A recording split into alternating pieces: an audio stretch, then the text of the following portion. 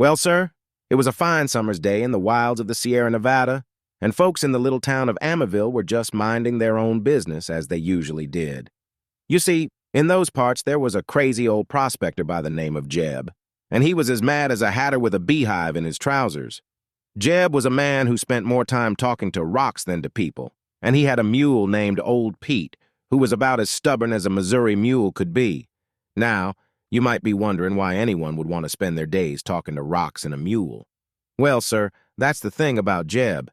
He'd been up in them hills so long that he'd plumb forgotten what it was like to have a conversation with a living, breathing soul. One day, as Jeb was chatting up a particularly good-looking rock, he heard a voice, clear as a church bell, say, "Well now, ain't that a purty pebble you got there, Jeb?"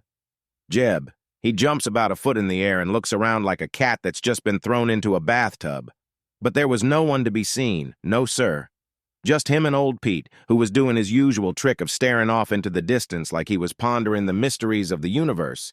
Jeb, he scratches his head and says, "Who in tarnation said that?" And that voice, it comes right back and says, "That would be me, Jeb. Old Pete here." Jeb squints at Old Pete and he says, "Old Pete, you done gone and lost your marbles, talking mule or not. Mules don't talk."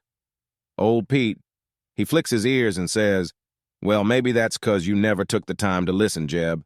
I've been talking to you for years, but you never heard a word I said." Well, sir, that got Jeb to thinking, and he realized that maybe he had been so wrapped up in his rocks and his own thoughts that he'd been ignoring the only living thing around him. So Jeb, he says, "Well, Pete, I reckon you're right. I've been a real fool, talking to rocks when I got me a talking mule right here. What do you want to talk about?" And Pete, he says, "Well, Jeb, how about we talk about them folks down in Amyville? You know, the ones you ain't talked to in years. They're good people, and they'd like to get to know you, I reckon." Jeb, he scratches his chin, and he says, "Well, Pete, I don't know. I ain't been much of a socializing type in a while." Pete, he snorts and says, "Jeb, sometimes you got to get out of your own head and meet your neighbors. Otherwise, you'll end up talking to mules." Well, sir, that got Jeb to thinking even more, and he realized that Old Pete was right.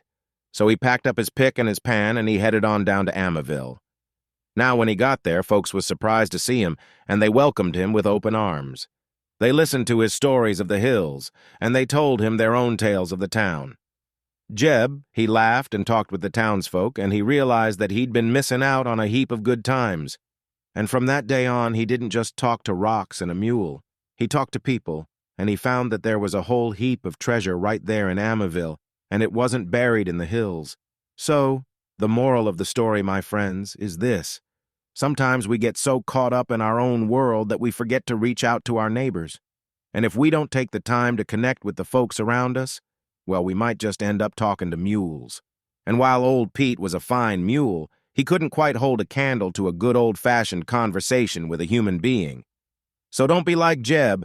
Talk to your neighbors and share in the treasure of their company. Come on down to Amaville and meet the folks. Just a word of caution, stay away from the Mayor Daggard because he was the one who sold the talking mule to old Jeb.